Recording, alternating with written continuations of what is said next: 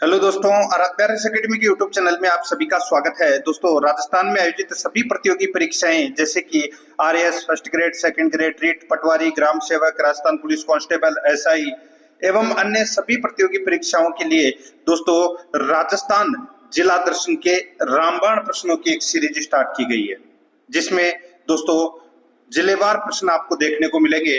आज अपना तीसरा नंबर का जिला है जिसका नाम है कोटपुतली बेरोड, जिसका नाम है कोटपुतली बेरोड। तो दोस्तों इस जिले से संबंधित आज मैं आपको टॉप 50 प्रश्न है वो बताने वाला हूं। ये प्रश्न आपकी आने वाली सभी प्रतियोगी परीक्षाओं के लिए महत्वपूर्ण है। महत्वपूर्ण इसलिए है क्योंकि नए जिले गठन होने के बाद में दोस्तों राजस्थान ज्योग्राफी है और राजस्थान कला संस्कृति है वो काफी सारी चेंजेस हो चुकी है। इसलिए दोस्तों इन प्रश्नों को देखना ना भूले और रटना है इन प्रश्नों को। और अगर आपने पिछली जो 2 क्लासें नहीं देखी है तो दोस्तों आप प्लेलिस्ट में जाइए, वहां पे आपको फोल्डर मिल जाएगा राजस्थान जिला दर्शन प्रश्नोत्तरी के नाम से, आपको वहां फोल्डर मिलेगा। तो आप वहां जाकर जो पिछली क्लासें हैं वो जरूर देखें। और आराध्या रेस एकेडमी के यूट्यूब चैनल को अगर आपने अभी तक सब्सक्राइब नहीं किया तो सब्सक्राइब जरूर करें, बेल आइकन को दबाएं, वीडियो को लाइक और अपने दोस्तों के पास में शेयर जरूर करें। तो चलिए दोस्तों शुरू करते हैं। आज अपना तीसरा नंबर का जिला कोटपुतली बेरोड से संबंधित देखिए पहला प्रश्न। राजस्थान के किन जिलों का पुनर्गठन कर कोटपुतली बेरोड नामक नए जिले का गठन किया गया? बहुत ही अच्छा प्रश्न है दोस्तों। राजस्थान के किन जिलों का पुनर्गठन कर कोटपुतली बेरोड नामक नए जिले का गठन किया गया? तो दोस्तों किसको तोड़कर बनाया गया कोटपुतली बेरोड जिला? तो दोस्तों राइट आंसर हो जाएगा जयपुर और अलवर को तोड़कर बनाया गया दोस्तों कोटपुतली बेरोड जिला। यहाँ पर अपना 1 नंबर का जो ऑप्शन है वो इसका बिल्कुल सही उत्तर इसमें हो जाएगा। आगे देखिए सेकंड नंबर का प्रश्न है कोटपुतली बेरोड जिले का गठन जयपुर व अलवर जिलों का पुनर्गठन कर किया गया। निम्न में से जयपुर जिले की कौन सी तहसील को इस जिले में मिलाया गया है? बहुत ही अच्छा प्रश्न है दोस्तों आप सभी को पता है, मैंने अभी आपको बताया कि जयपुर और अलवर को तोड़कर कोटपुतली बेरोड बनाया गया। लेकिन यहाँ पर यह पूछा गया है कि जयपुर जिले की कौन सी तहसील को इसमें जोड़ा गया है। दोस्तों इसका जो राइट आंसर हो जाएगा वो है, देखिए पावटा दे रखा है, विराटनगर दे रखा है, कोटपुतली दे रखा है दोस्तों और उपरोक्त सभी। तो ये दोस्तों इसका राइट आंसर क्या हो जाएगा? पावटा, विराटनगर और कोटपुतली, ये दोस्तों तीन तहसील को दोस्तों कोटपुतली बेरोड जिले में मिलाया गया है जयपुर को तोड़कर। तो यहाँ पर अपना इसमें राइट आंसर क्या हो जाएगा? उपरोक्त सभी। 4 नंबर का जो ऑप्शन है वो इसका बिल्कुल सही उत्तर हो जाएगा। और अलवर जिले की दोस्तों बेरोड, नीमराणा, बानसूर, नारायणपुर और मांडन, ये दोस्तों तहसीलें हैं वो अलवर से शामिल की गई है और जयपुर से दोस्तों इसमें कितनी? 3। ठीक है, तो यहाँ पर अपना इसमें राइट आंसर क्या हो जाएगा? वो है 4 नंबर का ऑप्शन बिल्कुल सही, उपरोक्त सभी। नेक्स्ट है, आगे देखिए कोटपुतली बेरोड जिले की सीमा राजस्थान के कितने जिलों से लगती है? बहुत ही अच्छा प्रश्न है दोस्तों। कोटपुतली बेरोड जिले की सीमा राजस्थान के कितने जिलों से लगती है? तो इसका राइट आंसर हो जाएगा दोस्तों 4 जिलों से सीमा लगती है कोटपुतली बेरोड जिले की। दोस्तों कौन कौन से हैं वो जिले? तो दोस्तों राजस्थान का जयपुर ग्रामीण जिला, नंबर 2 नीम का थाना जिला, नंबर 3 अलवर और नंबर 4 खैरथल तिजारा। ठीक है, ये 4 जिलों की सीमा लगती है दोस्तों कोटपुतली बेरोड जिले से। तो यहाँ पर 1 नंबर का ऑप्शन बिल्कुल सही उत्तर हो जाएगा। 4 नंबर का प्रश्न इसमें देखिए जोधपुरा सभ्यता से प्राप्त अवशेष किस काल से संबंधित है? जोधपुरा सभ्यता से प्राप्त अवशेष किस काल से संबंधित है? तो इसका राइट आंसर हो जाएगा दोस्तों लोहा युगीन सभ्यता से संबंधित है ये। यहाँ पर 2 नंबर का ऑप्शन बिल्कुल सही उत्तर हो जाएगा। और जोधपुरा सभ्यता से हाथी दांत के अवशेष भी मिले हैं, ये भी आपको इसमें याद रखना है। तो यहाँ पर 2 नंबर का जो ऑप्शन है वो इसका बिल्कुल सही उत्तर हो जाएगा। अब आपको याद रखना है जोधपुर सभ्यता कहाँ पर है? कोटपुतली बेरोड जिले में। ठीक है, तो यहाँ पर इसका सही उत्तर 2 नंबर ऑप्शन लोहा युगीन। 5 नंबर का प्रश्न इसमें देखिए जोधपुरा सभ्यता राजस्थान के किस जिले में है? मैंने अभी आपको बताया जोधपुरा सभ्यता दोस्तों राजस्थान के किस जिले में है? तो ये है कोटपुतली बेरोड में। तो यहाँ पर 3 नंबर का जो ऑप्शन है वो इसका बिल्कुल सही उत्तर हो जाएगा। ये आपको इसमें याद रखना है। और ये साबी नदी के किनारे स्थित है जोधपुरा सभ्यता, ठीक है। और आरसी अग्रवाल और विजय कुमार के नेतृत्व में दोस्तों 1972-73 में 1972-73 में दोस्तों इसका उत्खनन है वो किया गया था, ठीक है। ये आपको इसमें याद रखना है। तो यहाँ पर इसका राइट आंसर क्या हो जाएगा? वो है 3 नंबर ऑप्शन बिल्कुल सही। और यहाँ पर लोहा गलाने की भट्टिया भी प्राप्त हुई है, ठीक है। 3 नंबर ऑप्शन बिल्कुल सही। नेक्स्ट आगे देखिए, जोधपुरा सभ्यता किस नदी के किनारे स्थित है? अभी मैंने आपको बताया जोधपुरा सभ्यता किस नदी के किनारे स्थित है, तो दोस्तों ये साबी नदी के किनारे स्थित है। यहाँ पर अपना इसमें 3 नंबर का ऑप्शन बिल्कुल सही उत्तर हो जाएगा। और साबी नदी को साहिबी नदी के नाम से भी जानते हैं, याद रखना दोस्तों, ये साहिबी, ठीक है। ये साहिबी नदी के रूप में भी इनको जाना जाता है। और ये साबी नदी का जो अंतिम स्थान है वो हरियाणा के गुड़गांव मैदान या आप बोल सकते हैं गुरुग्राम मैदान में है, ठीक है। और साबी नदी को हरियाणा में नफजगढ़ का नाला भी कहा जाता है। और साबी नदी का जो उद्गम है वो सेवर की पहाड़ी से होता है, ये तो सभी को पता होगा। 3 नंबर ऑप्शन बिल्कुल सही उत्तर हो जाएगा। 7 नंबर का प्रश्न है, इसमें देखिए, दयाराम साहनी, नील रतन बनर्जी एवं कैलाशनाथ दीक्षित की किस सभ्यता से उत्खनन में मुख्य भूमिका रही? बहुत ही अच्छा प्रश्न है दोस्तों। दयाराम साहनी, नील रतन बनर्जी एवं कैलाशनाथ दीक्षित की किस सभ्यता के उत्खनन में मुख्य भूमिका रही? तो इसका राइट आंसर हो जाएगा वो है बैराट सभ्यता। यहाँ पर 2 नंबर का जो ऑप्शन है वो इसका बिल्कुल सही उत्तर हो जाएगा। दोस्तों बैराट सभ्यता की सर्वप्रथम खोज है वो 1936-37 ईस्वी में दोस्तों दयाराम साहनी के द्वारा है वो दोस्तों की गई थी, ठीक है। ये आपको इसमें याद रखना है। और बैराट का जो उत्खनन है वो दोस्तों 1962 में, याद रखना, 1962 ईस्वी में कैलाशनाथ दीक्षित और नील रतन बनर्जी ने किया था, ये भी याद रखना है आपको। तो यहाँ पर 2 नंबर का जो ऑप्शन है वो इसका बिल्कुल सही उत्तर इसमें हो जाएगा, याद रखना। पहले जो बैराट सभ्यता थी वो दोस्तों जयपुर में थी, लेकिन अब बैराट सभ्यता कहाँ पर है? कोटपुतली बेरोड जिले में। ये भी आपको याद रखना है दोस्तों, ठीक है। तो 2 नंबर ऑप्शन बिल्कुल सही। आगे देखिए 8 नंबर का प्रश्न है, मत्स्य जनपद की राजधानी थी। दोस्तों मत्स्य जनपद की राजधानी है वो कौन सी थी? तो इसका राइट आंसर हो जाएगा वो है विराटनगर थी दोस्तों, ठीक है। 2 नंबर का जो ऑप्शन है वो इसका बिल्कुल सही उत्तर हो जाएगा विराटनगर, ठीक है। कहां पर है ये? कोटपुतली बेरोड जिले में। 2 नंबर का ऑप्शन बिल्कुल सही। आगे देखिए, कोटपुतली बेरोड जिले की सीमा भारत के किस राज्य से लगती है? बहुत ही अच्छा प्रश्न है दोस्तों। कोटपुतली बेरोड जिले की सीमा भारत के किस राज्य से लगती है? तो दोस्तों हरियाणा से दोस्तों सीमा लगती है कोटपुतली बेरोड की। तो यहाँ पर 2 नंबर का ऑप्शन बिल्कुल सही उत्तर हो जाएगा। नेक्स्ट है, आगे देखिए, निम्नलिखित में से किस स्थान से इंडो ग्रीक शासकों के 28 सिक्के प्राप्त हुए हैं? बताइए दोस्तों, निम्नलिखित में से किस स्थान से इंडो ग्रीक शासकों के 28 सिक्के प्राप्त हुए हैं? तो इसका राइट आंसर हो जाएगा वो है दोस्तों इसमें बैराट सभ्यता से। तो यहाँ पर अपना इसमें 1 नंबर का ऑप्शन बिल्कुल सही उत्तर हो जाएगा। और दोस्तों बैराट में दोस्तों 36 मुद्राएं भी मिली है, ठीक है, याद रखना दोस्तों। 36 मुद्राएं भी मिली है जो सूती के कपड़े में बंधी हुई मिली है, ये भी आपको याद रखना है दोस्तों, ठीक है। तो यहाँ पर अपना इसमें राइट आंसर क्या हो जाएगा? 1 नंबर का ऑप्शन बिल्कुल सही। 28 सिक्के प्राप्त हुए हैं इंडो ग्रीक शासकों के बैराट सभ्यता से, और 36 मुद्राएं भी प्राप्त हुई है, सूती के कपड़े में बंधी हुई मिली है। 1 नंबर ऑप्शन बिल्कुल सही। 11 नंबर का प्रश्न है, इसमें देखिए, बैराट का प्रथम उत्खनन किसके नेतृत्व में किया गया? दोस्तों प्रथम उत्खनन की मैं बात करूं तो दोस्तों देखिए, बैराट सभ्यता, जो बैराट सभ्यता है इसकी खोज तो की थी किसने? मैंने अभी आपको बताया था 1936-37 ईस्वी में दोस्तों खोज की थी किसने? तो दयाराम साहनी ने खोज की थी। और जो उत्खनन कार्य करवाया था वो दोस्तों 1962 ईस्वी में कैलाशनाथ दीक्षित और नील रतन बनर्जी के द्वारा करवाया गया था। तो यहाँ पर अपना इसमें राइट आंसर नील रतन बनर्जी हो जाएगा, ठीक है। 4 नंबर का ऑप्शन बिल्कुल सही। नेक्स्ट आगे देखिए, निम्नलिखित में से किस उत्खनन स्थल से चांदी की मुद्रा पंचमार्क प्राप्त हुई है? बताइए किस उत्खनन स्थल से चांदी की मुद्रा पंचमार्क प्राप्त हुई है? तो इसका राइट आंसर हो जाएगा वो है बेराट सभ्यता से। ये भी याद रखना है, बेराट सभ्यता से। 2 नंबर का जो ऑप्शन है वो इसका बिल्कुल सही उत्तर हो जाएगा।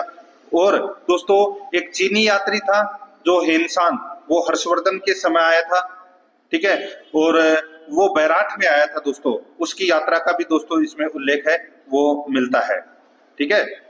और बैराट का जो क्षेत्रफल है वो लगभग दोस्तों 2.5 मील बताया जाता है। तो यहाँ पर अपना इसमें राइट आंसर 2 नंबर ऑप्शन सही। 13 नंबर का प्रश्न है, इसमें देखिए दोस्तों, भीम डोंगरी, बीजक डोंगरी, महादेव डोंगरी व गणेश डोंगरी राजस्थान की किस सभ्यता स्थल से संबंधित है? बहुत ही अच्छा प्रश्न है, बताइए दोस्तों। भीम डोंगरी, बीजक डोंगरी, महादेव डोंगरी व गणेश डोंगरी राजस्थान की किस सभ्यता स्थल से संबंधित है? तो दोस्तों इसका राइट आंसर हो जाएगा वो है बैराट सभ्यता स्थल से है। कहां पर है? कोटपुतली बैरोड जिले में। यहाँ पर 1 नंबर का जो ऑप्शन है वो इसका बिल्कुल सही उत्तर इसमें हो जाएगा, ये आपको इसमें याद रखना है। आगे देखिए दोस्तों, यहाँ पे 14 नंबर का प्रश्न है, अर्जुन की गंगा व रुंडित सरिता के उपनाम से कौन सी नदी जानी जाती है? ये प्रश्न है वो परीक्षा में पूछा भी जा चुका है। अर्जुन की गंगा किसे कहते हैं और रुंडित सरिता भी किसे, कौन सी नदी को जाना जाता है इन दोनों नामों से? तो इसका राइट आंसर हो जाएगा वो है दोस्तों बाणगंगा नदी को जाना जाता है दोस्तों, रुंडित सरिता और अर्जुन की गंगा के नाम से। यहाँ पर 2 नंबर का ऑप्शन बिल्कुल सही उत्तर हो जाएगा। और दोस्तों बाणगंगा नदी को ताला नदी भी कहते हैं, ये भी आपको याद रखना है, ताला नदी भी बोलते हैं बाणगंगा नदी को। तो यहाँ पर अपना 2 नंबर ऑप्शन बिल्कुल सही।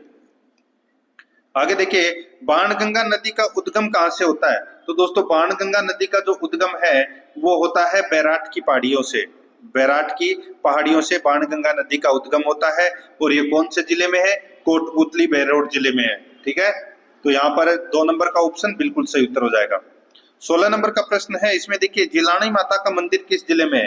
दोस्तों पहले जिलानी माता का मंदिर था वो अलवर जिले के अंतर्गत आता था, लेकिन अब जिलानी माता का मंदिर है वो बैरोड में है, कोटपुतली बैरोड जिले में है, ठीक है। ये आपको इसमें याद रखना है। 2 नंबर का जो ऑप्शन है वो इसका बिल्कुल सही उत्तर हो जाएगा। और जिलानी माता ने धर्मांतरण रोकने में सहायता की थी, ये भी आपको इसमें याद रखना है, ठीक है। तो यहाँ पर 2 नंबर का ऑप्शन बिल्कुल सही। देखिए 17 नंबर का प्रश्न है, 1837 ईस्वी में बीजक डोंगरी बैराट स्थित अशोक के शिलालेखों की खोज किसने की थी? बताइए। 1837 ईस्वी में बीजक डोंगरी बैराट स्थित अशोक के शिलालेखों की खोज किसने की थी? तो वो की थी दोस्तों कैप्टन बट ने। कैप्टन बट ने दोस्तों अशोक के शिलालेखों की खोज है वो की थी, ये आपको इसमें याद रखना है। और 1840 ईस्वी में दोस्तों इस शिलालेख को चट्टान से काटकर कलकत्ता के संग्रहालय में रखवा दिया गया है, ठीक है, ये आपको इसमें याद रखना है। और वर्तमान में उस संग्रहालय का नाम है Royal Asiatic Society of Bengal Calcutta, ठीक है, ये संग्रहालय का नाम है। तो यहाँ पर अपना 1 नंबर ऑप्शन बिल्कुल सही। 18 नंबर का प्रश्न है, इसमें देखिए बैराट से प्राप्त बाबरू शिलालेख सम्राट अशोक को बौद्ध होना सिद्ध करता है, यह वर्तमान में किस संग्रहालय में सुरक्षित है?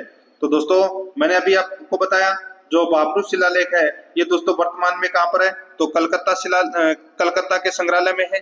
यहाँ पर 3 नंबर का जो ऑप्शन है वो इसका बिल्कुल सही उत्तर हो जाएगा। कब रखवा दिया गया था? 1840 ईस्वी में रखवा दिया गया था, ठीक है। नेक्स्ट आगे देखिए, बैराट सभ्यता के संबंध में निम्न में से कौन सा कथन असत्य है? बताइए कौन सा कथन इसमें असत्य है, वो अपने को यहाँ पर बताना है। दोस्तों इसमें देखिए बैराट सभ्यता से मिनांडर के 16 सिक्के प्राप्त हुए हैं, बिल्कुल सही है। बैराट सभ्यता से मिनांडर के 16 सिक्के प्राप्त हुए हैं। भारत में सर्वप्रथम मंदिर के अवशेष बैराट सभ्यता से प्राप्त हुए हैं, ये भी बिल्कुल सही है। यहाँ से शैल चित्रकला के प्रमाण मिले हैं, ये भी दोस्तों इसमें बिल्कुल सही है। तो इसमें राइट आंसर क्या हो जाएगा? उपरोक्त सभी कथन है वो क्या है मित्रों? सत्य है। तो इसका 4 नंबर ऑप्शन बिल्कुल सही उत्तर इसमें हो जाएगा, ये आपको इसमें याद रखना है, ठीक है। आगे देखिए दोस्तों, यहाँ पे राजस्थान एकीकरण के दौरान किस चरण के तहत निमराना ठिकाने का विलय राजस्थान में किया गया? बताइए राजस्थान एकीकरण के दौरान किस चरण के तहत निमराना ठिकाने का विलय राजस्थान में किया गया? तो दोस्तों इसका राइट आंसर हो जाएगा प्रथम चरण में ही किया गया था दोस्तों निमराना ठिकाने का विलय राजस्थान में। तो यहाँ पर 1 नंबर ऑप्शन बिल्कुल सही उत्तर हो जाएगा। 21 नंबर का प्रश्न है, इसमें देखिए राजस्थान के किस औद्योगिक क्षेत्र को जापानी जोन के नाम से जाना जाता है? राजस्थान के किस औद्योगिक क्षेत्र को जापानी जोन के नाम से जाना जाता है? तो इसका राइट आंसर हो जाएगा निमराना कोटपुतली बेरोड जिले को। ठीक है, यहाँ पर 3 नंबर का जो ऑप्शन है वो इसका बिल्कुल सही उत्तर इसमें हो जाएगा, ये आपको इसमें याद रखना है। आगे देखिए, अच्छा प्रश्न है ये भी, प्रधानमंत्री किसान ऊर्जा सुरक्षा एवं उत्थान महाभियान यानी कि कुसुम योजना के अंतर्गत प्रथम कृषि आधारित सौर संयंत्र परियोजना की शुरुआत राजस्थान में कहां से हुई? बताइए दोस्तों, कुसुम योजना के अंतर्गत प्रथम कृषि आधारित सौर संयंत्र परियोजना की शुरुआत राजस्थान में कहां से हुई? तो दोस्तों ये हुई थी भालोजी गांव कोटपुतली से। भालोजी गांव कोटपुतली से इसकी शुरुआत हुई थी। राइट आंसर इसमें 2 नंबर का ऑप्शन बिल्कुल सही उत्तर हो जाएगा। आगे देखिए, नीमूचना हत्याकांड में 14 मई 1925 ईस्वी को किसके आदेश से गोलियां चलाई गई? बताइए, नीमूचना हत्याकांड में 14 मई 1925 को किसके आदेश से गोलियां चलाई गई? तो इसका राइट आंसर हो जाएगा, वो है दोस्तों कमांडर छज्जू सिंह। ठीक है, कमांडर छज्जू सिंह। तो यहाँ पर अपना इसमें राइट आंसर हो जाएगा 1 नंबर का ऑप्शन बिल्कुल सही उत्तर हो जाएगा। और इसे यानी कि छज्जू सिंह को राजस्थान का जनरल डायर भी कहा जाता है, ये आपको इसमें याद रखना है। तो यहाँ पर 1 नंबर का ऑप्शन बिल्कुल सही उत्तर हो जाएगा। और इस घटना की तुलना है वो जलियांवाला बाग हत्याकांड से की जाती है। यहाँ पर 1 नंबर ऑप्शन सही। आगे देखिए, 24 नंबर का प्रश्न है, नीमूचना हत्याकांड के समय अलवर के शासक कौन थे? नीमूचना हत्याकांड के समय अलवर के शासक कौन थे? तो दोस्तों इसका राइट आंसर हो जाएगा वो थे महाराजा जयसिंह। महाराजा जयसिंह। तो यहाँ पर अपना इसमें राइट आंसर हो जाएगा 3 नंबर का ऑप्शन बिल्कुल सही उत्तर हो जाएगा, महाराजा जयसिंह थे। दोस्तों आप सभी को पता होगा कि अलवर रियासत में 1924 ईस्वी में दोस्तों भू बंदोबस्त हुआ था। इसमें लगान 40% है वो बढ़ा दी गई थी। ठीक है, और कुछ किसानों की जो रियासती जमीन है वो खत्म कर दी थी। इतना भारी लगान होने से दोस्तों किसानों ने दोस्तों ये आंदोलन किया था। और उसमें दोस्तों एक किसान था जिसका नाम था दोस्तों गोविंद सिंह और एक था माधो सिंह। इन्होंने दोस्तों इसके विरोध में यानी कि भू बंदोबस्त के विरोध में दोस्तों आवाज उठाई थी। ठीक है, और एक दोस्तों प्रदर्शन हुआ था जिसके अंदर दोस्तों ये घटना घटित हुई थी। एक सभा बुलाई गई थी 14 मई 1925 को। तो उसमें जो कमांडर छज्जू सिंह थे उन्होंने दोस्तों ये आदेश दिया था। ठीक है, तो यहाँ पर 3 नंबर का ऑप्शन बिल्कुल सही उत्तर हो जाएगा।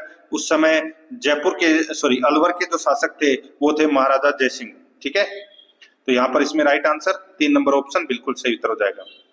और इसमें करीबन 1,500 किसानों की मौत हुई थी। नेक्स्ट है, आगे देखिए, काले संगमरमर हेतु प्रसिद्ध भैंसलाना किस जिले में है? काले संगमरमर हेतु प्रसिद्ध भैंसलाना किस जिले में है? तो दोस्तों ये कोटपुतली बेरोड जिले में है। पहले ये जयपुर जिले में आता था, लेकिन नया जिला बनने के बाद में कोटपुतली बेरोड जिले में आता है। ये 3 नंबर का ऑप्शन बिल्कुल सही उत्तर हो जाएगा।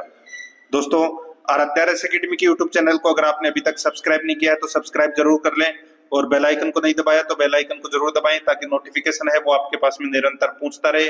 और इतनी अच्छी क्लास है और वीडियो को लाइक नहीं किया है तो दोस्तों एक बार सभी के सभी मित्र है वो वीडियो को जरूर लाइक करें।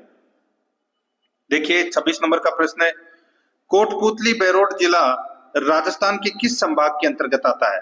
तो दोस्तों ये जो जिला है कोटपुतली बेरोड ये जयपुर संभाग के अंतर्गत आता है। दोस्तों 1 नंबर का जो ऑप्शन है वो इसका बिल्कुल सही उत्तर इसमें हो जाएगा। ठीक है, नेक्स्ट है, आगे देखिए दोस्तों यहाँ पे 27 नंबर का प्रश्न है, निम्नलिखित में से कौन सा कथन असत्य है? कौन सा कथन असत्य है? तो दोस्तों यहाँ पर आप देख सकते हैं, कोटपुतली बेरोड को जिला बनाने की घोषणा 17 मार्च 2023 को की गई।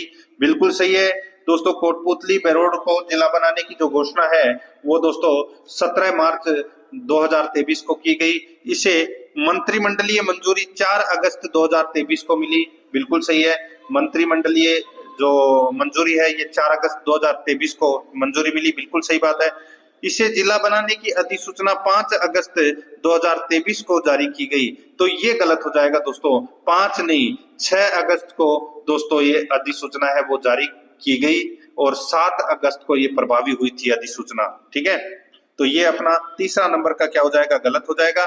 चौथा देखिए, कोटपुतली बेरोड जिले का स्थापना दिवस 7 अगस्त 2023 को मनाया गया, बिल्कुल सही है। तो यहाँ पर 3 नंबर का ऑप्शन बिल्कुल सही उत्तर इसमें हो जाएगा, क्योंकि ये असत्य कथन दे रखा है। आगे देखिए, महात्मा गांधी ने राजस्थान के किस किसान आंदोलन को दूसरा डायर शाही नीति की संज्ञा दी? तो मैंने भी आपको बताया था दोस्तों, वो है निमुचना किसान आंदोलन। यहाँ पर 3 नंबर का जो ऑप्शन है वो इसका बिल्कुल सही उत्तर हो जाएगा। नेक्स्ट आगे देखिए, राजस्थान का जनरल डायर किसको कहा जाता है? राजस्थान का जनरल डायर अभी मैंने आपको बताया था दोस्तों, छज्जू सिंह को कहा जाता है। 2 नंबर का ऑप्शन बिल्कुल सही। नेक्स्ट है, नीमूचना हत्याकांड कब हुआ? दोस्तों नीमूचना हत्याकांड है ये कब हुआ था? तो ये हुआ था दोस्तों 14 मई 1925 को। 14 मई दोस्तों 1925 को ये नीमूचना हत्याकांड हुआ था, जिसमें कमांडर छज्जू सिंह ने गोलियां चलवाई थी। अलवर का शासक था जय सिंह और इसमें करीबन दोस्तों 1,500 किसानों की मृत्यु हो गई थी। 3 नंबर ऑप्शन बिल्कुल सही। आगे देखिए, राजस्थान का सबसे बड़ा दुग्ध पैकिंग सेंटर कहाँ है? दोस्तों बताइए, राजस्थान का सबसे बड़ा दुग्ध पैकिंग सेंटर है वो कहां पर है? तो दोस्तों यह है कोटपुतली में। यहां पर 1 नंबर का ऑप्शन बिल्कुल सही उत्तर हो जाएगा, कोटपुतली में। नेक्स्ट आगे देखिए, राजस्थान के एकीकरण के समय नीमराना ठिकाने के शासक कौन थे? राजस्थान के एकीकरण के समय नीमराना ठिकाने के शासक कौन थे? तो दोस्तों वो थे राजा राजेंद्र सिंह। राजा राजेंद्र सिंह। 2 नंबर का ऑप्शन बिल्कुल सही उत्तर हो जाएगा। नेक्स्ट आगे देखिए, निमराना में स्थित 9 मंजिल बावड़ी का निर्माण किसने करवाया? निमराना में स्थित 9 मंजिल बावड़ी का निर्माण किसने करवाया? तो वो करवाया था दोस्तों टोडरमल ने। ठीक है, टोडरमल ने। तो यहाँ पर 3 नंबर का ऑप्शन बिल्कुल सही उत्तर हो जाएगा। नेक्स्ट आगे देखिए, 29 दिसंबर 2017 को निमराना बावड़ी पर कितने रुपए का डाक टिकट जारी किया गया? बहुत ही अच्छा प्रश्न है। 29 दिसंबर 2017 को निमराना बावड़ी पर कितने रुपए का डाक टिकट जारी किया गया? तो दोस्तों 5 रुपए का डाक टिकट है वो दोस्तों इसमें जारी किया गया। 4 नंबर का ऑप्शन बिल्कुल सही उत्तर हो जाएगा। 35 नंबर का प्रश्न है, राजस्थान की पहली सिंथेटिक फाइबर मिल मॉडर्न सिंथेटिक मिल्स कहाँ है? राजस्थान की पहली सिंथेटिक फाइबर मिल मॉडर्न सिंथेटिक मिल्स कहाँ है? तो दोस्तों इसका जो राइट आंसर हो जाएगा वो है दोस्तों बहरोड में। यहाँ पर इसमें 1 नंबर का जो ऑप्शन है वो इसका बिल्कुल सही उत्तर हो जाएगा, बहरोड में। 36 नंबर का प्रश्न है, इसमें देखिए, ग्रासिम सीमेंट लिमिटेड कारखाना कहाँ है? ग्रासिम सीमेंट लिमिटेड कारखाना कहाँ है? तो दोस्तों ये कोटपुतली में है। कहाँ पर है? कोटपुतली में। 3 नंबर का जो ऑप्शन है वो इसका बिल्कुल सही उत्तर हो जाएगा, ये आपको इसमें याद रखना है। ठीक है, आगे देखिए दोस्तों, यहाँ पे बाबा खेतनाथ मंदिर कहाँ है? बाबा खेतनाथ मंदिर है वो दोस्तों कहाँ पर है? तो ये निमराना में है। कहाँ पर है? निमराना में है, याद रखना। और गुसाइयों की छतरिया कहाँ पर है? तो ये विराटनगर में है। ये दोनों आते किसमें है? कोटपुतली बेरोड में जिले में। 2 नंबर ऑप्शन बिल्कुल सही। आगे देखिए, राजस्थान में पार्ले बिस्किट की फैक्ट्री कहाँ है? राजस्थान में पार्ले बिस्किट की फैक्ट्री कहाँ पर है? तो दोस्तों ये निमराना में है पार्ले बिस्किट की फैक्ट्री। 1 नंबर का ऑप्शन बिल्कुल सही उत्तर हो जाएगा। 39 नंबर का प्रश्न, इसमें देखिए, राजस्थान का तीसरा निर्यात संवर्धन औद्योगिक पार्क कहाँ स्थापित किया गया? राजस्थान का तीसरा निर्यात संवर्धन औद्योगिक पार्क कहाँ स्थापित किया गया? तो दोस्तों इसका जो राइट आंसर हो जाएगा वो है स्थापित किया गया दोस्तों निमराना कोटपुतली बेरोड में। निमराना कोटपुतली बेरोड में। 3 नंबर का ऑप्शन बिल्कुल सही उत्तर इसमें हो जाएगा। नेक्स्ट आगे देखिए, कोटपुतली बेरोड के बानसूर व बेरोड क्षेत्र का प्राचीन नाम क्या था? कोटपुतली बेरोड जिले के बानसूर व बेरोड क्षेत्र का प्राचीन नाम क्या था? तो दोस्तों इसका जो प्राचीन नाम था वो था राठ। क्या नाम था? राठ। 1 नंबर का ऑप्शन बिल्कुल सही उत्तर हो जाएगा, राठ। नेक्स्ट, कोटपुतली बेरोड जिले में किस प्रकार की जलवायु पाई जाती है? दोस्तों कौन से प्रकार की जलवायु पाई जाती है? तो इसमें उपाद्र जलवायु पाई जाती है दोस्तों। 2 नंबर का ऑप्शन बिल्कुल सही उत्तर हो जाएगा, उपाद्र जलवायु। आगे देखिए, जखराना नस्ल है दोस्तों। जखराना ये नस्ल है तो किसकी नस्ल है? तो दोस्तों ये बकरी की नस्ल है जखराना, याद रखना, बकरी की नस्ल है। 2 नंबर का ऑप्शन बिल्कुल सही उत्तर हो जाएगा। और इसका जो जखराना बकरी की जो नस्ल है इसका जो मूल स्थान है वो दोस्तों बेरोड है। ठीक है, 2 नंबर ऑप्शन बिल्कुल सही। आगे देखिए, बैरोड पशु मेला कहाँ आयोजित किया जाता है? बैरोड पशु मेला कहाँ आयोजित किया जाता है? तो दोस्तों ये बैरोड जिले बैरोड सॉरी कोटपुतली बैरोड जिले में ही किया जाता है। ठीक है, पहले ये अलवर जिले के अंतर्गत आता था। ठीक है, और इस मेले के अंतर्गत दोस्तों मुर्राह नस्ल की भैंस का जो व्यापार है वो सर्वाधिक होता है। तो यहाँ पर इसका राइट आंसर हो जाएगा वो है बैरोड। 2 नंबर का ऑप्शन बिल्कुल सही उत्तर हो जाएगा। नेक्स्ट आगे देखिए, नोबेल शांति पुरस्कार से सम्मानित कैलाश सत्यार्थी के नेतृत्व में नवरंगपुरा गांव में बाल विवाह के खिलाफ सबसे बड़े जागरूकता अभियान का शुभारंभ किया गया। वर्तमान में नवरंगपुरा गांव किस जिले में है? बताइए। नोबेल शांति पुरस्कार से सम्मानित कैलाश सत्यार्थी के नेतृत्व में नवरंगपुरा गांव से बाल विवाह के खिलाफ सबसे बड़े जागरूकता अभियान का शुभारंभ किया गया। वर्तमान में नवरंगपुरा गांव किस जिले में है? तो दोस्तों इसका जो राइट आंसर हो जाएगा वो है दोस्तों कोटपुतली बैरोड जिले में है ये नवरंगपुरा गांव। ठीक है, तो यहाँ पर 4 नंबर का ऑप्शन बिल्कुल सही उत्तर हो जाएगा, कोटपुतली बैरोड जिले में। नेक्स्ट आगे देखिए, निम्न में से कौन सा राष्ट्रीय राजमार्ग कोटपुतली बैरोड से होकर नहीं गुजरता है? बताइए, अच्छा प्रश्न है दोस्तों। कौन सा नहीं गुजरता है? तो NH21 नहीं गुजरता, बाकी NH48, NH148B और NH248A ये तीनों राष्ट्रीय राजमार्ग है वो दोस्तों कोटपुतली बैरोड जिले से होकर गुजरते हैं। यहाँ पर अपना 4 नंबर का ऑप्शन बिल्कुल सही उत्तर हो जाएगा। आगे देखिए, कोटपुतली बैरोड जिले में कितनी तहसीलें हैं? तो दोस्तों कितनी तहसीलें हैं? इसका राइट आंसर हो जाएगा दोस्तों, देखिए इसमें 8 तहसीलें हैं।